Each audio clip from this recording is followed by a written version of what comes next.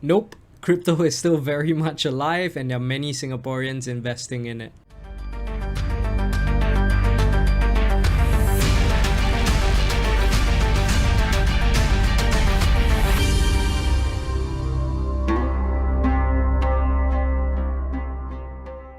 Hey there fellow Sapiens, welcome back to my channel. It's me, Jeremy, the cryptosapien, and I'm back today to talk about FUDing and fear and manipulation and psychological distress. Now, in case any of you don't know what FUD is, it stands for fear, uncertainty and doubt. Over the past couple of weeks, I've been getting a flurry of messages from friends and people in the crypto space, ever since that Binance article came out.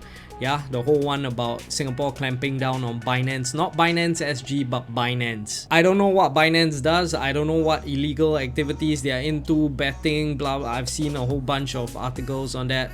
Frankly, my dear, I don't give a damn. Point is, we all want to know whether our money is safe, whether or not we can keep our funds in Binance. Now, Binance is a centralized exchange, so centralized means they have full control. If Binance decides to disappear overnight and take all your money with them, they can technically do that, right? And I discussed this in an earlier vid of mine that I'm gonna link, right, where I talk about a Turkish centralized agency who disappeared overnight with all their investors' money. The idea of centralized exchanges is scary. Then again, decentralized exchanges are also plagued with a numerous bunch of problems. This is why doing your own research is so damn important, and you must do it if you are going into the crypto space.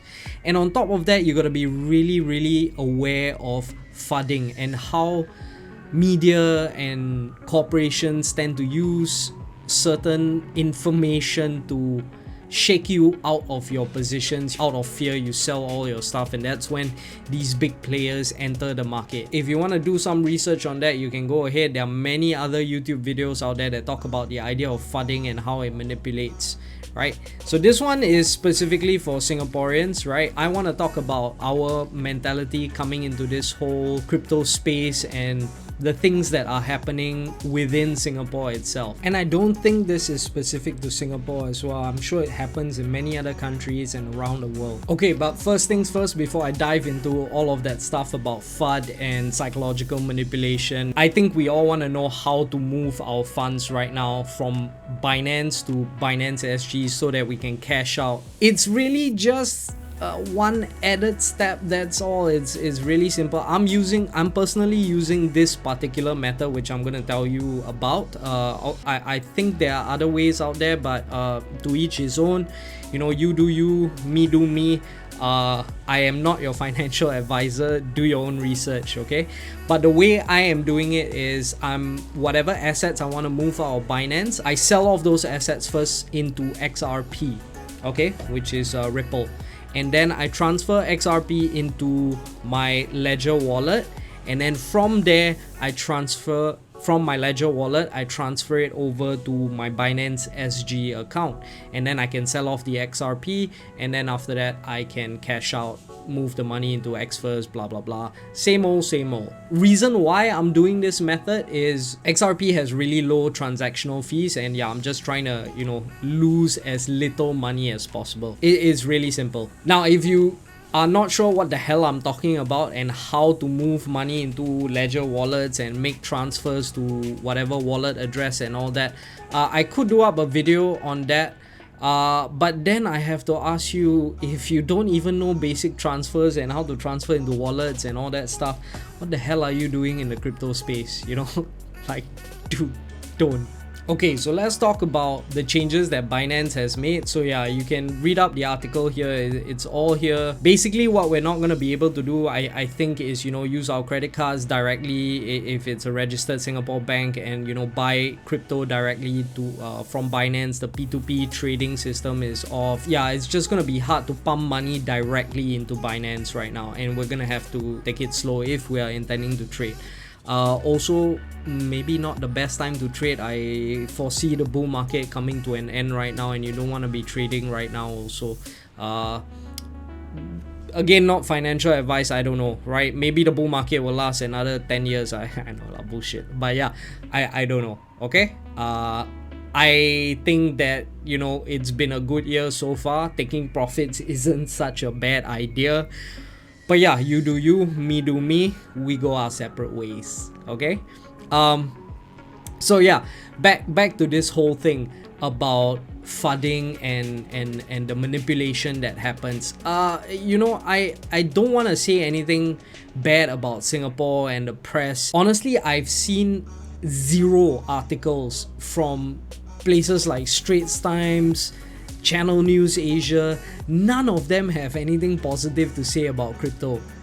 But it's really strange because, okay, so I mean, just take a look at this, right? So yeah, this was the article that everybody was freaking out about, you know, wondering if their money is going to be safe in Binance, whether or not they can still move their funds out and all that stuff. Okay, yeah, so there are many articles like this that are released from time to time, and I'm just going to show you a couple that have come out from, you know, Straits Times and Channel News Asia.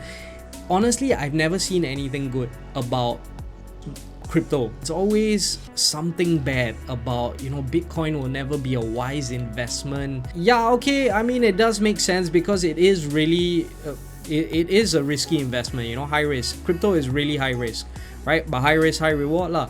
Okay, then we have things like this, you know, cryptocurrency is powering the underground economy of vice and crime. Really? Like, dude, cryptocurrency has been around not that long. You know, at the start, yes, criminals were using it because this was something new. And whenever there's something new, you know, to exchange money and all that, the criminals are going to be the first ones to want to be able to use it because they need to hide their tracks, right? And if this offered them a means to hide their tracks, then yes. But soon enough, you'll realize that every transaction is in the blockchain. It can be traced, and eventually this was how the police took down Silk Road, how the criminals were caught because they were specifically making transactions in cryptocurrency. If you want to talk about criminal activity since the beginning of human time, we've been using fiat currency, right? Look at all your, I mean, okay, it's not just movies, but look at the way criminal activities go down. It's always an exchange of cash because that's not traceable unless they're marked bills and, you know, they're specifically tracing those particular serial numbers and things like that. But generally, that's how criminal transactions go down. Right now in the crypto space, everything is traceable, you know. There are a few cryptocurrencies out there that are looking to solve this issue to help these criminals, whatever, man, right, to help these criminals actually move their money around. I think Monero is one of them. I have invested in Monero as well because I think privacy and the ability to hide your tracks based on all the transactions you make and all that is everybody's goddamn given right. But of course, you know, that means there's a propensity for criminals to come into the crypto space and use these things lah. Okay, but if a service is required and it's not there yet, sooner or later it's gonna pop up for somebody to use it. Powering cryptocurrency is powering the underground economy of vice and crime. Yeah, overstatement much, sensationalism much. Then we have this Bitcoin, the 12-year-old bubble that could eventually be worth nothing. Yeah, it could be worth nothing, or in 10 years time it could be worth 20 million, it could be worth 10 million, could be worth 1 million, and could be worth nothing also. But you know, the way they're phrasing these things, it's just, yeah, I feel it's you know, it's FUD. It's FUD. Maybe it's because they don't want that many people coming into the crypto space, either to keep you safe or because they themselves want to reap the rewards of this whole crypto space before it hits mainstream, before the whole world changes and we now exchange money through the crypto system. I'm not sure whether that's going to happen. It may happen, it may not happen. I have no idea. I believe in that future because I like the idea of decentralized finance. I don't like the way the financial system has worked since how it's an elite and exclusive club. Even if you want to invest in something, you're going to have to find a broker. If you want to open up an account with a bank, it takes 10,000 different letters back and forth with the bank before you can finally open your goddamn brokerage account. it's insane. The amount of hurdles and hoops you have to jump through is just ridiculous, right? And that's why I feel it's created such that it's an exclusive club, and that's why the income gap widens, because the rich get richer and the poor get poorer, because a poor man just doesn't have the time and the money to deal with this kind of shit, to get into that kind of space where maybe a minimum sum of 10k is required to invest in something before you can actually do it. And don't get me wrong, I know they have opened it up a little bit. Exchanges like Robinhood, you know, they are the first ones to dive into this idea of getting the everyday man able to come into the stock market. But yeah, why make it so difficult? Why have this centralized way of looking at money? Why not just make it decentralized, right? I mean, that's how the internet works, right? At the start, we have private networks and, you know, very closed off intranet. But eventually, we saw that, hey, you know, we can do so much more development on the internet if it's just free and open. And it was. And we did. And we are here today. How much has technology evolved us? How much has the internet changed, right? So I think the potential for crypto is there as well, you know, to change the way we look at money, to change the world. So back to FUDing. So we have our news agencies, Straits Times and CNA and all that, releasing all these articles that basically never say anything good about crypto. But then, you know, other articles out there, if you scour the internet and you look at what we're actually doing in Singapore, yo, Singapore is big on crypto. This ain't bullshit. This is real, right? You have your Temasek Holdings, our biggest sovereign wealth fund, right? GIC as well, investing in different crypto assets. And I mean, you can check out this article and look at, you know, all the different assets that they're diving into. And yeah, if you look elsewhere, you will notice that Singapore is heavily invested in the crypto market, and Temasek Holdings and GIC is invested in it as well. And yeah, just do your own research and you'll realize how different the space really is from your everyday things that you're being told. And this is where FUD comes in. The idea of psychological manipulation and fear. If you're still... I don't want to sound too cynical and I don't want to sound too crazy, but by now you should realize how insane the media is and how insane our world is when it comes to using fear to keep the population in line, right? This is throughout human history. You can go ahead and look at it.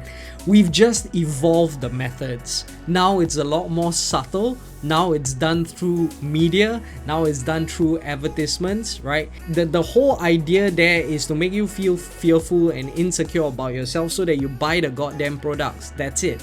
That's how it works. And it's not just articles, okay? It's not just articles that you can do research on to see how much influence fear has on our decision making. You can actually dive into psychological studies, okay? Spend some time, go do some research, right? Look at the actual scientific research that are out there that show how we use fear and manipulation and psychological manipulation in order to control people. And it's not just being done in the finance world or anything like that. Yeah, look at one of the most basic things here, like dating and human relationships. We do this to each other all the time to control each other.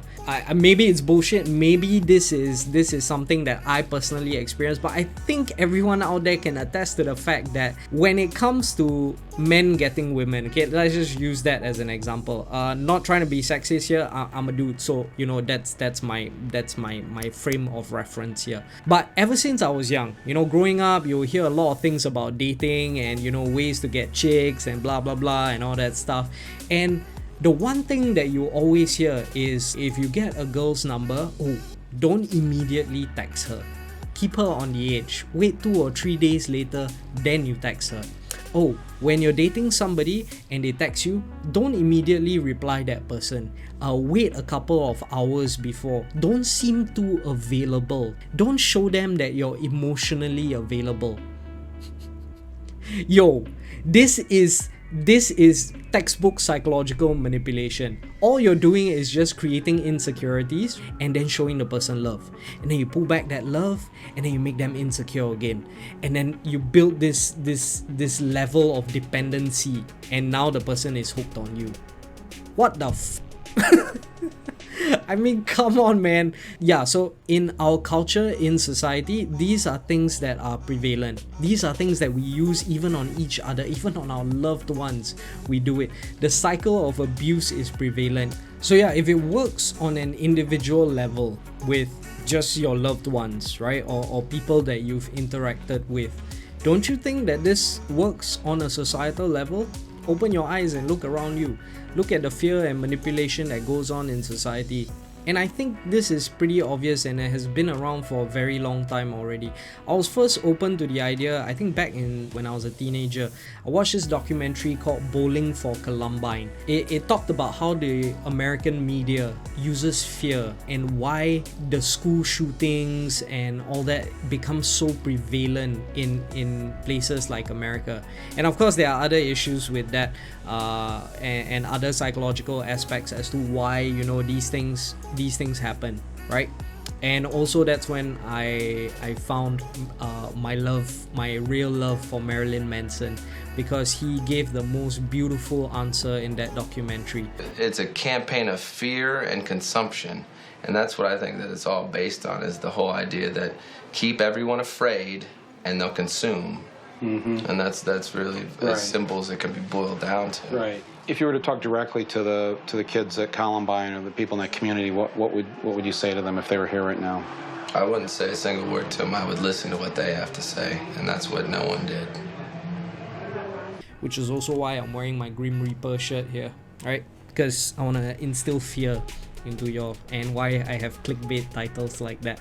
But yeah, it sucks you in, doesn't it? Point is, fear, manipulation, psychological manipulation is apparent within our own relationships, within society, and definitely within the people in power. All these things exist in our society, and if they can happen on an individual level, then I think they can happen on an institutional level, and it's not too insane to think that it can happen at that level. I have way more other insane, outlandish theories about existence in this world, but I'll save that for my deep dive, and I'll bring my tinfoil hat, and we can get into that some other time, okay? My point is, people, if you're in the crypto space, you're going to be bombarded with FUD. You're going to be bombarded with all these tactics to shake you out of your positions, to feed on your fear and anxiety. Don't let it get to you. If you're in this space, if you're playing with high stakes, you know, you really have to prepare, and you really have to be ready. And I just want to say that your mental health needs to be taken care of. If it's affecting your life in a bad way, if it's affecting your mental health, then please, you know, I suggest maybe step out of this.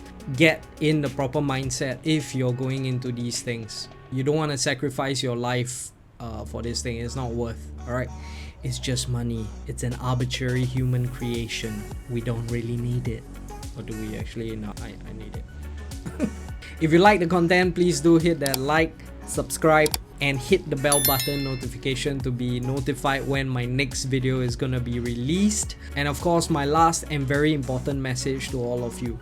You must remember, stay sapient. And I'll see you fellow sapiens soon.